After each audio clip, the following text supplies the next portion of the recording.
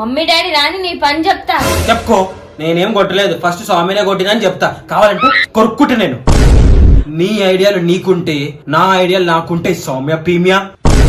పుక్కట్ల pass అయిన వాళ్ళు చల్లనీళ్ళు తాగదు, అర్థమవుతుందా? ఇదేం లాజిక్? అదంతే, కష్టపడి పాస్ అయిన వాళ్ళే చల్లనీళ్ళు తాగాలి. అరే నేను కూడా తాగుతా. సరే తీసుకో.